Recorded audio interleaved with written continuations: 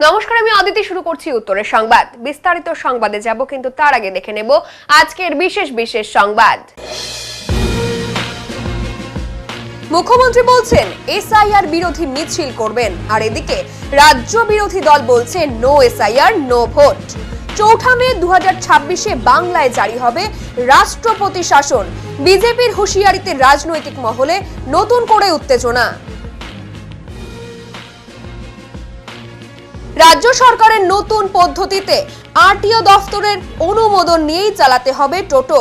নতুন করে অনলাইন পোর্টালে করতে হবে রেজিস্ট্রেশন। বৃহস্পতিবারের এক সাংবাদিক বৈঠকে একথা জানালেন জেলা শাসক শামা পারভিন।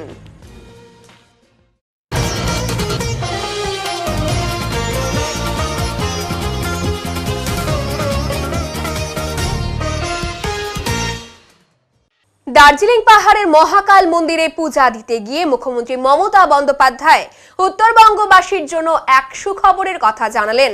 শিলিগুড়িতেই গড়ে উঠবে বিশাল মহাকাল মন্দির। দীঘার জগন্নাথ ধাম এবং দুর্গা অঙ্গনের আদলে এই মহাকাল মন্দির গড়ে তোলার পরিকল্পনা নিয়েছে রাজ্য সরকার। ইতিমধ্যে শিলিগুড়ির জেলা শাসক জমি চিহ্নিতের কাজ শুরু করেছেন বলে জানান মুখ্যমন্ত্রী।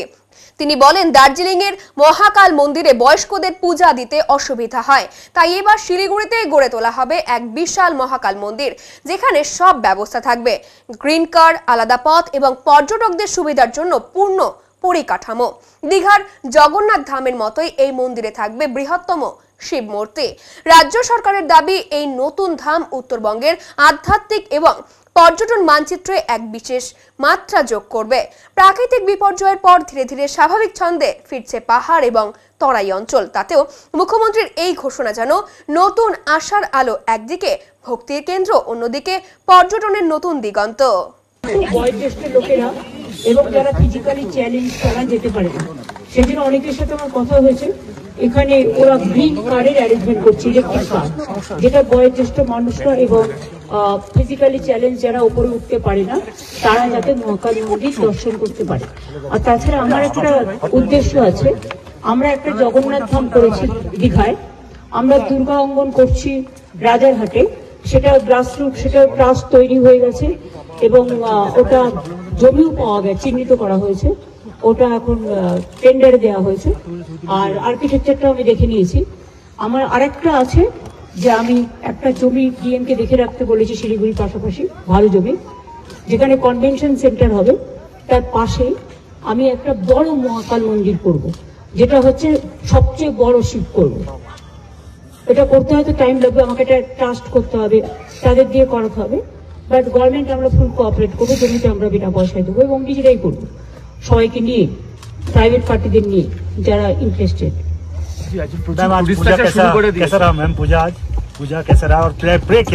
पूजा बहुत बढ़िया हुआ और टूरिस्ट आने शुरू किया। मैंने बहुत सारे टूरिस्ट को मिला। पहले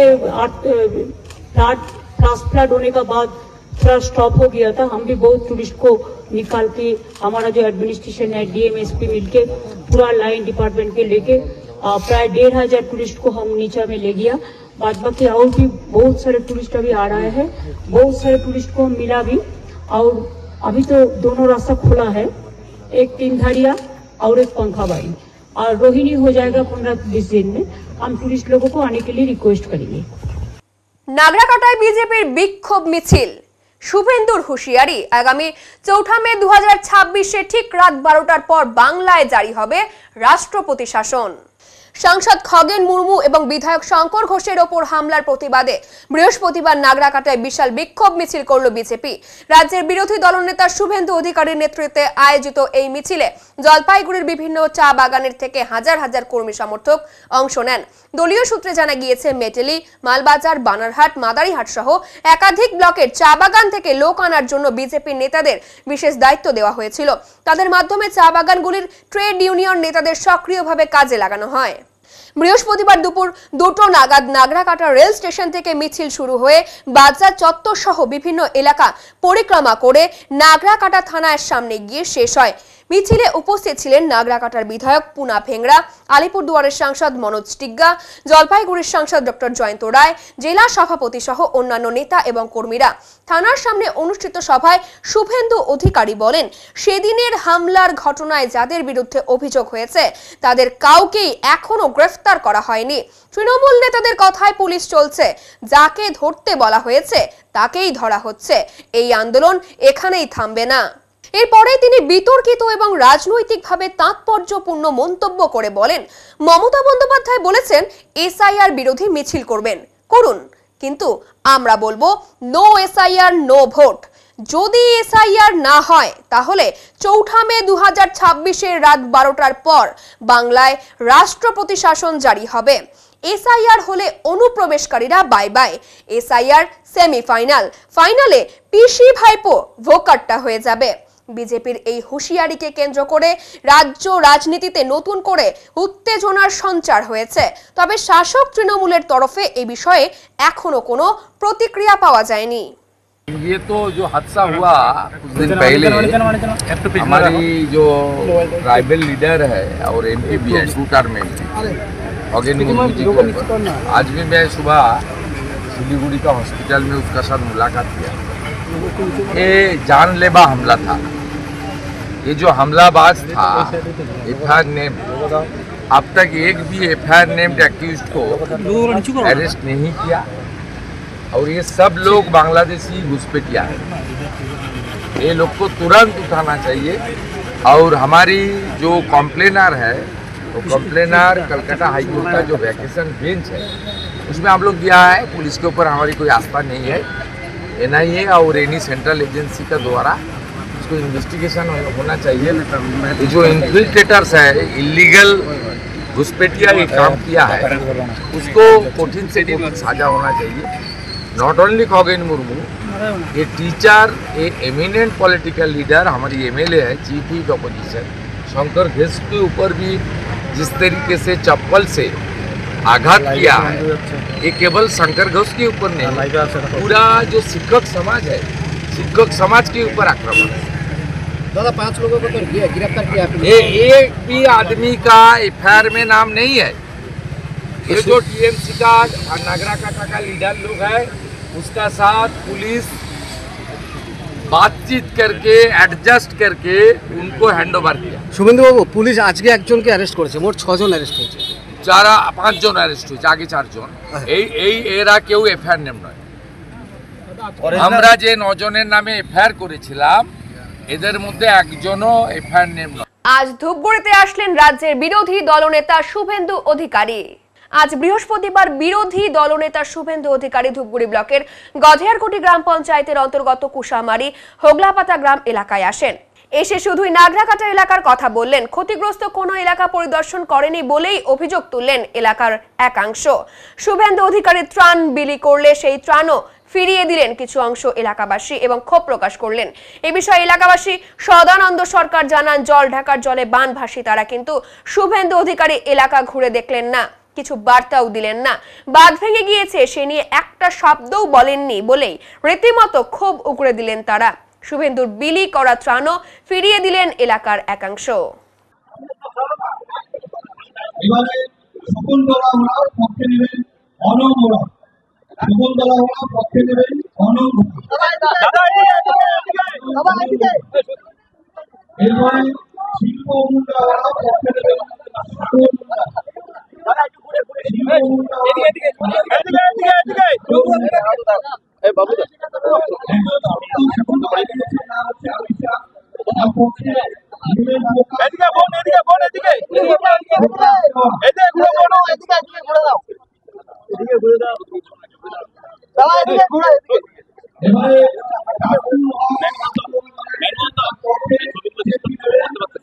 ওরা চার্টার ফ্লাইট রেডি হয়ে গেছে, উনি নামছেন এক্ষুনি কলকাতা। কি করতে এসেছেন? যে বাড়িগুলো চলে গেছে ওনার বালি মাফিয়াদের জন্য 5 ডিসমিল করে জমি আগে দেন, আর আপনার ওই 1,20,000 ঘর হয় না। 10,000 টাকা এখন বালির গাড়ি, 1,20,000 বাথরুম হয়।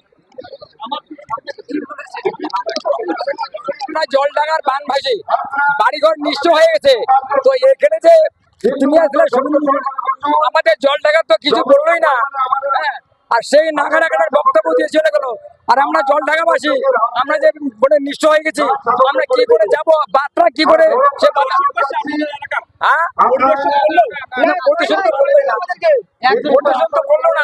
আমাদের একটা ব্যক্তিকে ডাকতো তাও তো হইতো, আমাদের একটা দুঃখের কথা শুনতো তাও তো হইতো, আমাদের ডাকলোই না, সেই নাগারাগার ভাষণ দিয়ে চলে গেল। আর এখন বলছে যে তোমরা দাঁড়াও রিলিফটা নিয়ে যাও। তাহলে আমরা কি করে বাড়িতে যাবো সেটা তো কিছুই বললো না। আর বাদ ভেঙে তো পড়ে আছি, নিঃস্ব হয়ে গেছি। একটা ব্যক্তির কাছে সে ভালো মতো দুঃখের কথা শুনলো না। কি নাম? আমার নাম সদানন্দ রায়। এখন থেকে আরটিও দফতরের অনুমোদন নিয়েই চালাতে হবে টোটো বা ই রিক্সা। বৃহস্পতিবার জলপাইগুড়ি জেলাশাসক শামা পারভিন, অতিরিক্ত জেলাশাসক এবং জেলা পুলিশ সুপারকে সঙ্গে নিয়ে এক সাংবাদিক সম্মেলনে রাজ্য সরকারের এই নতুন পদ্ধতি ঘোষণা করেন। এই প্রসঙ্গে তিনি জানান, এখন থেকে পরিবহন দফতরের কাছ থেকে যেমন অন্যান্য যানবাহন রেজিস্ট্রেশন করে, ঠিক সেই মতোই রিক্সা বা টোটোকেও রেজিস্ট্রেশন করতে হবে। সাংবাদিক সম্মেলনে উপস্থিত জেলা পুলিশ সুপার খানওয়ালে উমেশ গণপত এই নতুন করে টোটো রেজিস্ট্রেশনের বিষয়ে জানান, কোনো অফিসে যেতে হবে না টোটো চালক বা মালিকদের, একটি নির্দিষ্ট ওয়েবসাইট থেকেই নিজেরাই রেজিস্ট্রেশন করতে পারবেন। সবাইকে নমস্কার। আমাদের সঙ্গে এখানে উপস্থিত আছেন আমাদের সঙ্গে এসপি সাহেব, এডিএম সাহেব আছেন, আমাদের সঙ্গে উপস্থিত আছেন সব বিডিও, এসডিও, মিউনিসিপ্যালিটি থেকে ইওস আছেন। আজকে যেটা আমাদের আপনাদের সবাইকে ডাকা হলো, আপনারা সবাই জানেন আমাদের ট্রান্সপোর্ট ডিপার্টমেন্টের আন্ডারে একটা নতুন পোর্টাল হয়েছে, যেখানে আমাদের যতগুলো টোটো আছে ওদের রেজিস্ট্রেশন একটা প্রক্রিয়া স্টার্ট হতে চলেছে। এটা আমাদের ই রিক্সা আছে, ওটা অলরেডি আমাদের এমবি অ্যাক্টের মধ্যে রেজিস্ট্রেশন হচ্ছে। এটা আছে যেটা আমাদের 3-4 চাকা যেটা গাড়িগুলো চলে, কিন্তু কোনো রেজিস্ট্রেশন প্রক্রিয়া এখন পর্যন্ত হয়েছিল না। তো ওটা আজকে ওটাই স্টার্ট হয়েছে। তো ওটা সম্পর্কে আমরা আপনাদেরকে বলবো। এখানে এটা স্টার্ট হয়েছে 13 তারিখ থেকে স্টার্ট হয়েছে, এটা 30 নভেম্বর পর্যন্ত এটা চলবে, লাস্ট ডেট আছে 30 নভেম্বর। এখানে এটা চার্জেস আছে, ওয়ান টাইম যেটা চার্জেস আছে এখানে 1000 টাকা আছে, এটা ব্রেকআপ আছে 1600 টাকা আছে, রিনিউয়াল 40 টাকা আছে, ট্রানজাকশন চার্জ 1640 টাকা দিলে এটা রেজিস্ট্রেশন হয়ে যাবে। আর 30 নভেম্বর পর্যন্ত যদি এরকম কেউ টোটো যদি চলতে থাকবে তাহলে ওখানে 500 টাকা এখানে ফাইনও আছে। তো এই প্রক্রিয়া, এই রেজিস্ট্রেশন কীভাবে হবে, এই প্রসেস আছে, এইটা আমরা আপনাদেরকে সবাইকে জানিয়ে দিচ্ছি। প্রেজেন্টেশন চালাও নিমান। এটা আধার কার্ড সঙ্গে লিঙ্ক আছে, লিঙ্কে যেটা মোবাইল আছে ওর থেকে লগ ইন করতে হবে। মোবাইলে একটা ওটিপি যাবে, ওটিপি দিয়ে পরপর যেটা যেরকম ওখানে ইনস্ট্রাকশন আছে তারপর ফিল আপ করে রেজিস্ট্রেশন হবে। নেক্সট লগ ইনের পরে যেটা অনেকগুলো থাকবে, নাম কি আছে, আধার নাম্বার কি আছে, কোন থানা, কোন জেলা, কোন আরটি অফিস, এসব বলে দেওয়ার পরে আগে করুন। নেক্সট তাহলে টোটোর একটা ডিটেল লাগবে, ওর চেজিস নাম্বার কি আছে, মডেল নাম্বার কি আছে, ওর ম্যানুফ্যাকচারিং যেটা ইউনিট আছে ওকে আছে, ওর ডব্লিউবিএসসি ডিসিএল বিদ্যুৎ বিল নাম্বার ওখানে দিতে হবে। ওখান থেকে অনলাইন পেমেন্ট করতে পারে। টোটাল পেমেন্ট কীভাবে আসে সেটা বলা আছে, বিভিন্ন ফর 1 ইয়ার এটা পুরো প্রসেস আছে। 1 ইয়ার জন্য যে কত পেমেন্ট করতে হবে ডিটেলসটা আপনারা সবাই দেখেছেন। 1640 টাকা পুরোটা সব মিলিয়ে আসে। এটা 1 ইয়ার জন্য রেজিস্ট্রেশনটা হবে। এই রেজিস্ট্রেশনটা কমপ্লিট হওয়ার পরে এমবিআই থেকে ওরা আবার স্ক্রুটিনি হবে। স্ক্রুটিনি হওয়ার পরে এরা একটা নম্বর জেনারেট হবে, যে নম্বর সব টোটো আর ই রিক্সা আছে ওরা পেয়ে যাবে।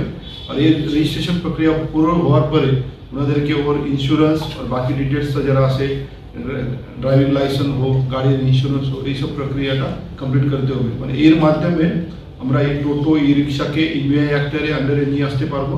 ওনার উপরেই যারা অনেকবার সমস্যা হয়, কোনো অ্যাক্সিডেন্ট হওয়ার পরে, কোনো দুর্ঘটনা হওয়ার পরে পুলিশ কোনো কেস করতে পারে না, ওনাদেরকে আমরা চেকিং করতে পারে না। তো এইটা রেজিস্ট্রেশনটা হওয়ার পরে সবাই জন্য এটা ভালো করে হবে। যারা গাড়ি চালায় ওরা একটা অর্গানাইজভাবে চালাতে পারবে, অর্গানাইজভাবে ওনাদের রেজিস্ট্রেশন হয়ে যাবে, ওনার জন্য সুবিধা হবে।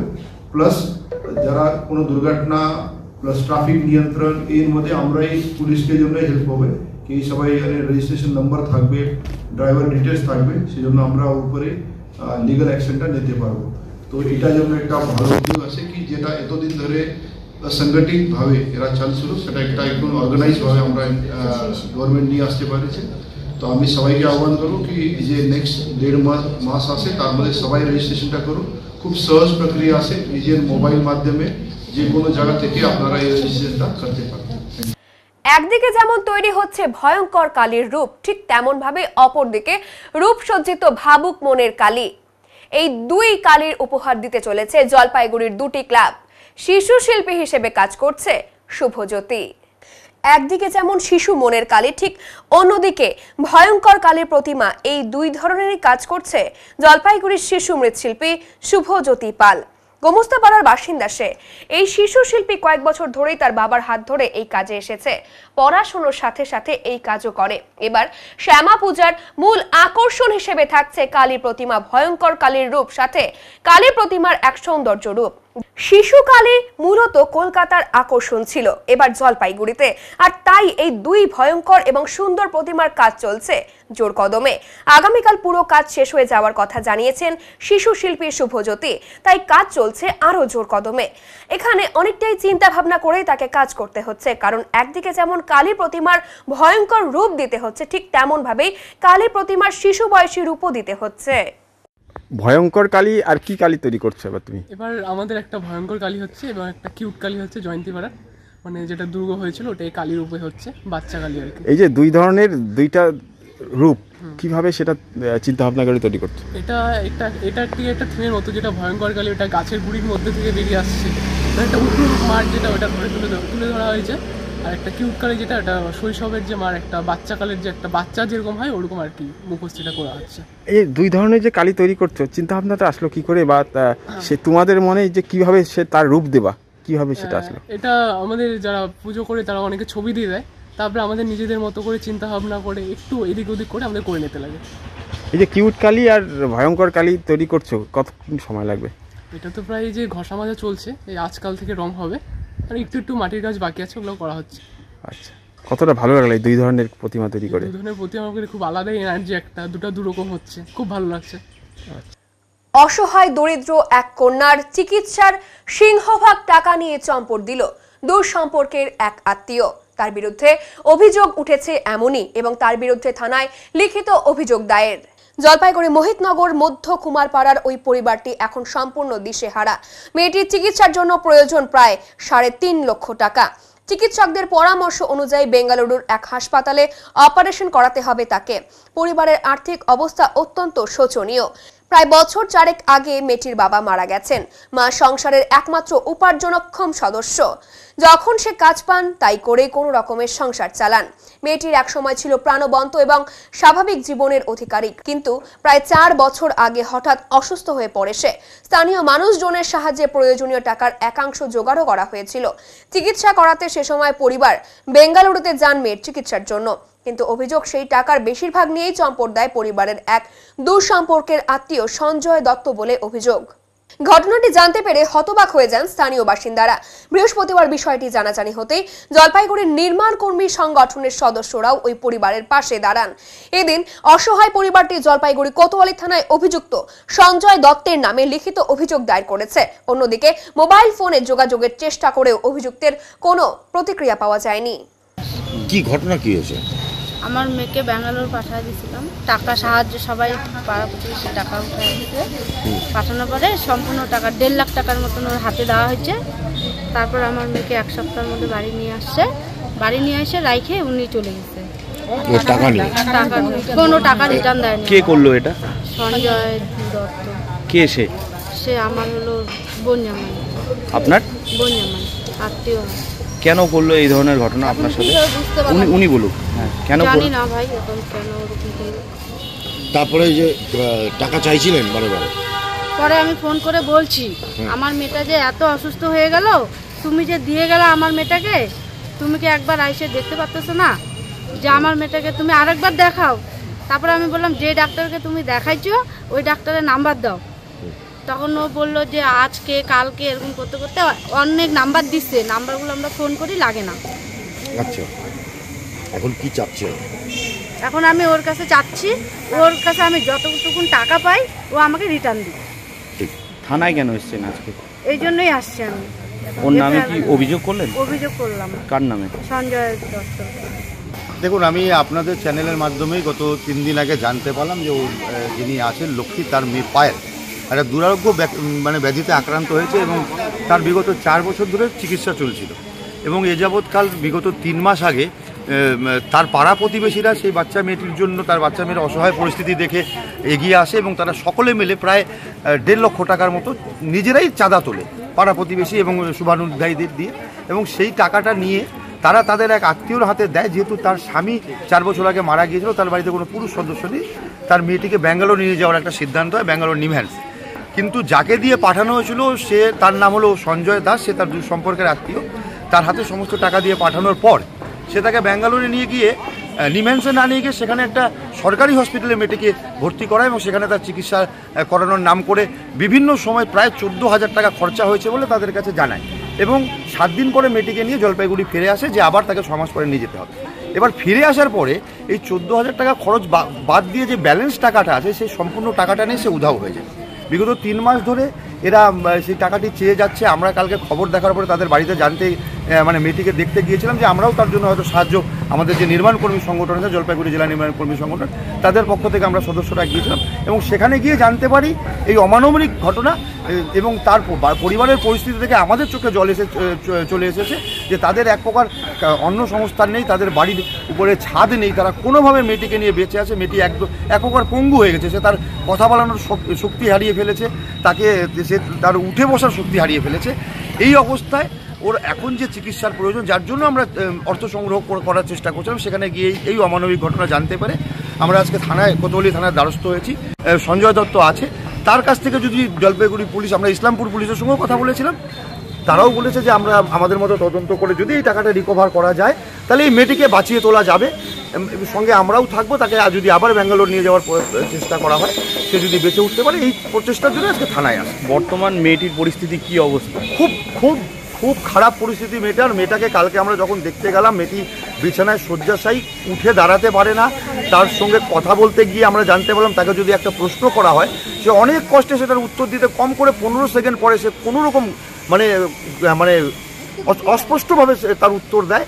সে এক প্রকার কথা বলার শক্তি হারিয়ে ফেলেছে, হাঁটা চলার শক্তি হারিয়ে ফেলেছে এবং আপনাদের চ্যানেলের মাধ্যমে আমরা এই খবরগুলো জানতে পেরে তাদের বাড়িতে গিয়েছিলাম। আজকে যদি পুলিশ প্রশাসন পাশে থেকে যদি সেই ছেলেটিকে ডেকে তার কাছ থেকে এই টাকাটি রিকভার করে দিতে পারে, তাহলে এই মেয়েটি কোনোভাবে আমরা চেষ্টা করে যদি বাঁচিয়ে তুলতে পারি, সেই প্রচেষ্টায় আমরা এগিয়েছি। এখন নিয়ে নিচ্ছি ছোট্ট একটি বিরতি, ফিরে আসছি আরো খবর নিয়ে, সঙ্গে থাকুন। সব সময় সব দিকের সব খবর পেতে সাবস্ক্রাইব করুন, বেল আইকনটি প্রেস করে আপডেট থাকুন।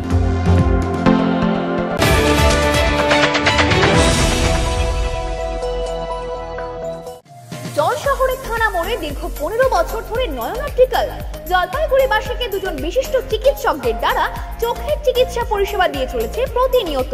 এখানে উন্নত মানের কম্পিউটার দ্বারা চক্ষু পরীক্ষা করে চোখের বিভিন্ন সমস্যা নির্ণয়, চোখের পাওয়ার মাপা, চোখের প্রেসার মাপা হয়।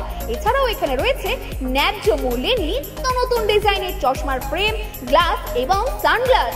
তাই বাচ্চা থেকে বয়স্করা চোখের যে কোনো সমস্যা অথবা চশমার প্রয়োজন, আজই চলে আসুন নয়ন অপটিক্যাল থানা মোড় জলপাইগুড়ি। Phone number 9932208885।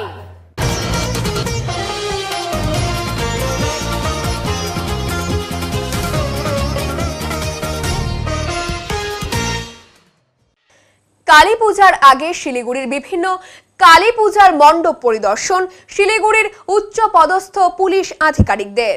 এদিন Siliguri police commissioner C Sudhakar সহ deputy police commissioner traffic Kazi Shamsuddin Ahmed এবং deputy police commissioner Rakesh Singh সহ একাধিক আধিকারিকেরা মেট্রোপলিটন পুলিশের একাধিক কালী পূজা কমিটির পূজা মণ্ডপগুলি পরিদর্শন করেন এবং ক্লাব কর্তৃপক্ষের সঙ্গে কথা বলে। নিরাপত্তা সহ মানুষের জন্য এই ধরনের পরিদর্শনের কথা আগেই ঠিক করেছে শিলিগুড়ির পুলিশ প্রশাসন। আজকে কতগুলো পুজো মণ্ডপ স্যার ঘুরে দেখবেন স্যার? আমরা আজকে বড় বড় পুজোগুলো 4-5টা ঘুরে দেখবেন। আমার সারা প্রমাণ কালী পুজো বড় হয়েছি, সেজন্য আমরা এরকম দেখছি, ঠিক আছে স্যার। কোনো বিশেষ নির্দেশ স্যার? বিশেষ নির্দেশ আমরা এদিকে এক্সিট করার জন্য বলছি না, বলছি একটি জায়গাতে এক্সিট করে আমরা খেলতে। সুরক্ষা ব্যবস্থা নিয়ে কী কী থাকছে স্যার? তাই কোনটা প্রিলিমিনারি জায়গাতে আছেন, আমরা পরে আপনারটা ডিটেল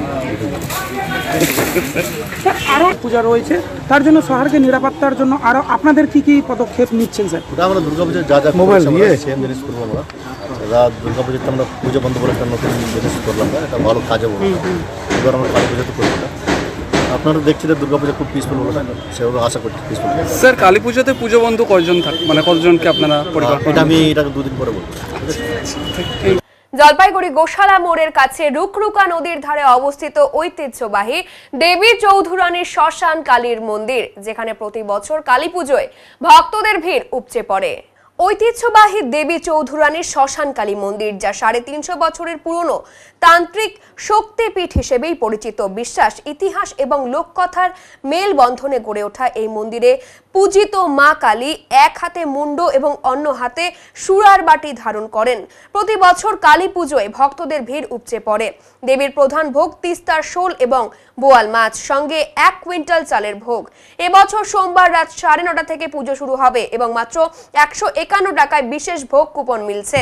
ভক্তদের বিশ্বাস, দেবী চৌধুরানীর কালী সকলের মনস্কামনা পূর্ণ করেন। অমাবস্যা লাগবে 2:57 বোধহয়,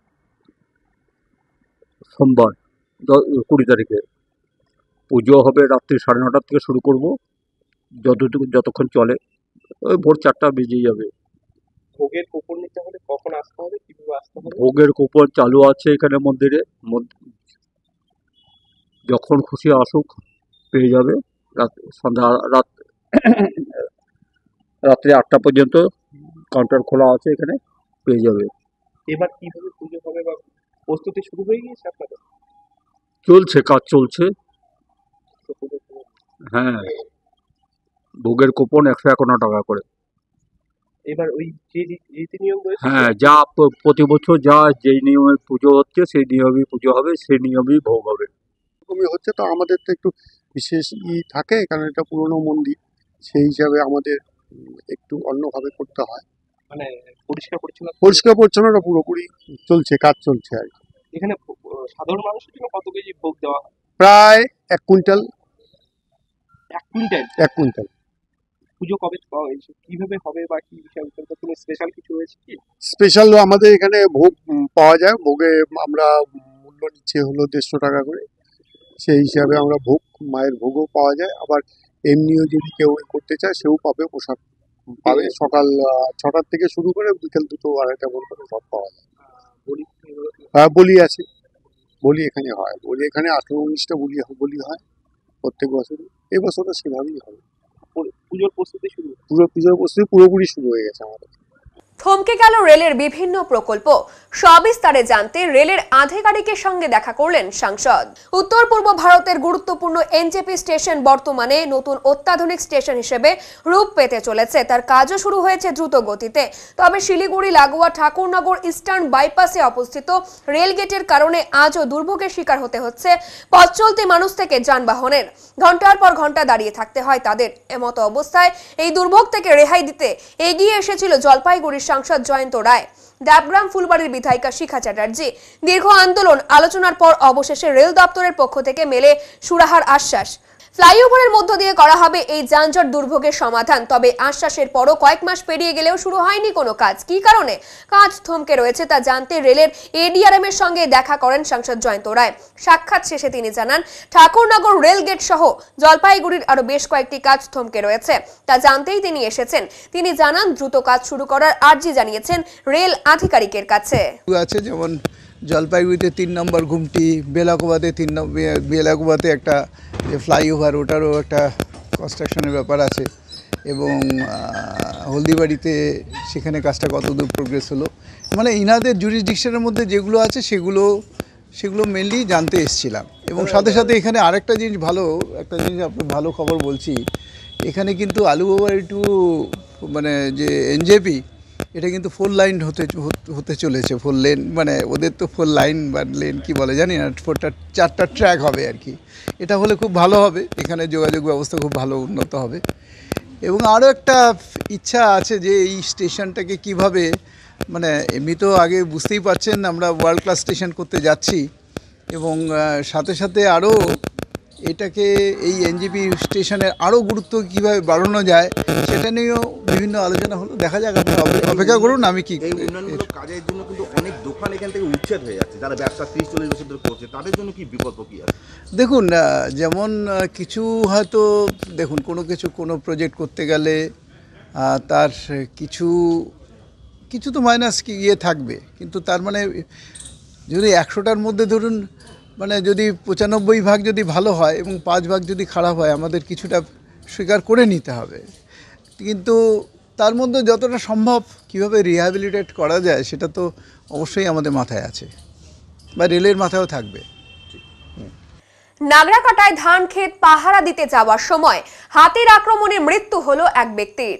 ধান খেতে পাহারা দিতে যাওয়ার সময় হাতির আক্রমণে মৃত্যু হলো এক ব্যক্তির। ঘটনাটি ঘটেছে মালবাজার মহকুমার নাগরাকাটা ব্লকের খয়ের বাড়ির নিউ মার্কেট এলাকায়। পুলিশ সূত্রে জানা গেছে মৃত ব্যক্তির নাম বিশ্বনাথ ওরাও, বয়স 50। জানা গেছে এদিন সকালে একটি মহিলা প্রাতঃভ্রমণ করতে গিয়ে বিশ্বনাথ ওরাওয়ের মৃতদেহ পড়ে থাকতে দেখে। খবর জানাজানি হতেই বন দপ্তরকে জানানো হয়। খবর পেয়ে ঘটনাস্থলে পৌঁছে যান খুনিয়া এবং ডাইনা রেঞ্জের বনকর্মীরা। ঘটনাস্থলে আসে নাগরাকাটা থানার পুলিশ। জানা গেছে গতকাল রাতেও এই হাতিটি এই গ্রাম সংলগ্ন গুরুম খাল বস্তিতে এসেছিল।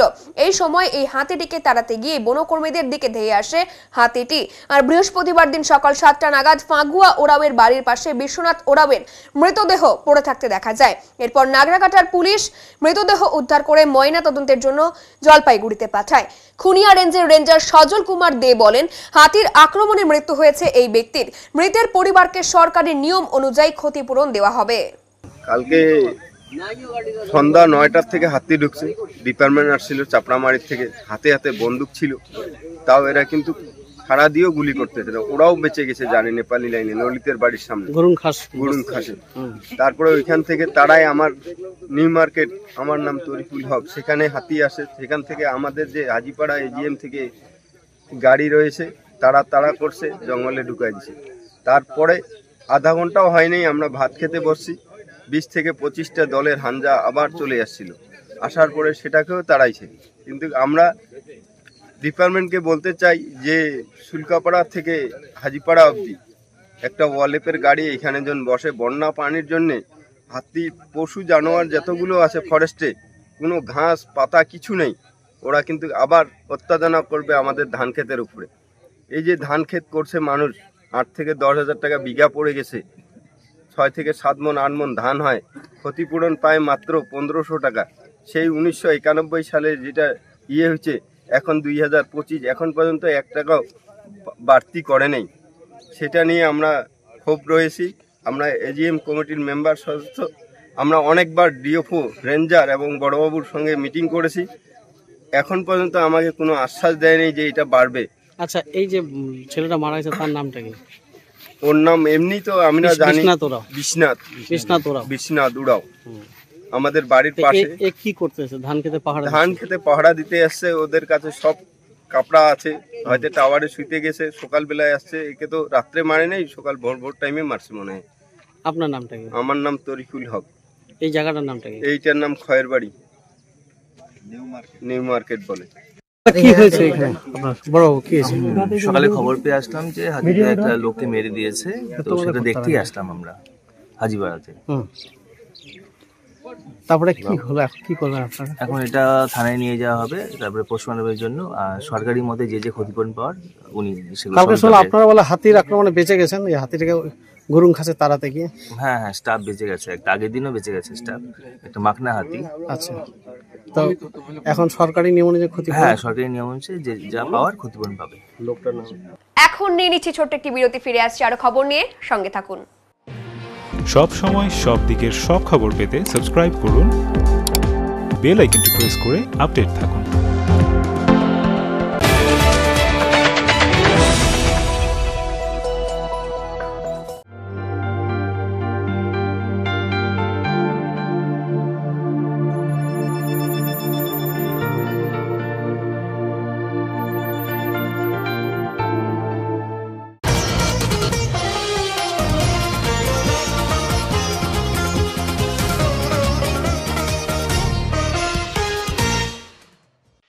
মিষ্টি কিন্তু খেতে পারবেন না, অবাক হলেও সত্যি, আবার বাজারে সেটা বিক্রি হচ্ছে, কিন্তু কেন জেনে নিন। মোমের বদলে দিল্লির লাড্ডু কিংবা রসমালাই এবছর প্রত্যেকের বাড়িতে শোভা পাবে দীপাবলির রাতে। অভিনব রসমালাই কিংবা দিল্লির লাড্ডু বাজারে এখন তাদের নিয়ে চর্চা, কারণ দীপাবলির রাতে মোমবাতি বা আধুনিক প্রদীপ না জ্বললে জ্বলবে দিল্লির লাড্ডু বা রসমালাই বা বরফি।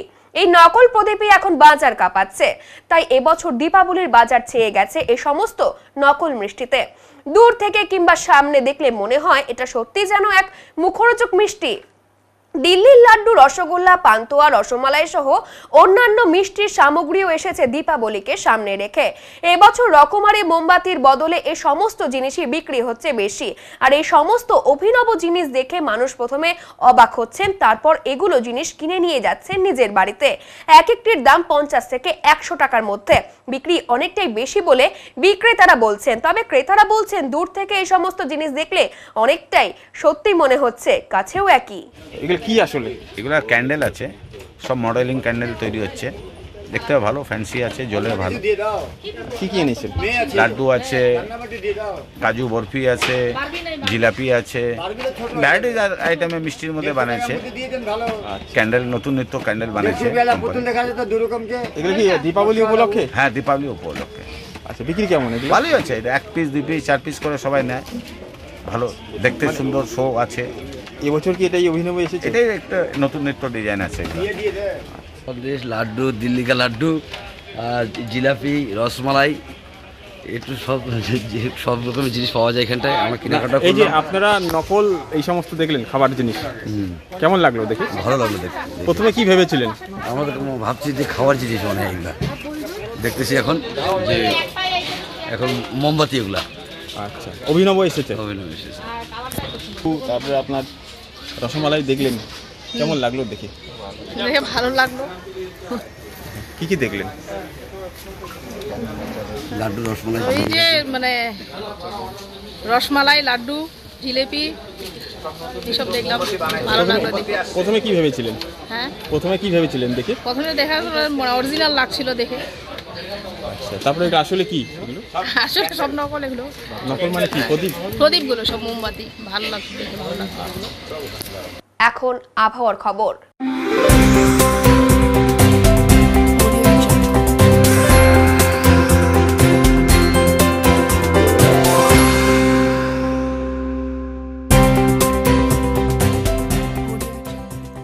কেন্দ্রীয় আবহাওয়া দপ্তরের জলপাইগুড়ি কেন্দ্র থেকে পাওয়া তথ্য অনুযায়ী বৃহস্পতিবার দিনে সর্বোচ্চ তাপমাত্রা ছিল 35 ডিগ্রি সেলসিয়াস এবং সর্বনিম্ন তাপমাত্রা ছিল 22.1 ডিগ্রি সেলসিয়াস। গত 24 ঘন্টায় কোনো বৃষ্টিপাত হয়নি। শেষ করবার আগে আজকের বিশেষ বিশেষ সংবাদ আরো একবার।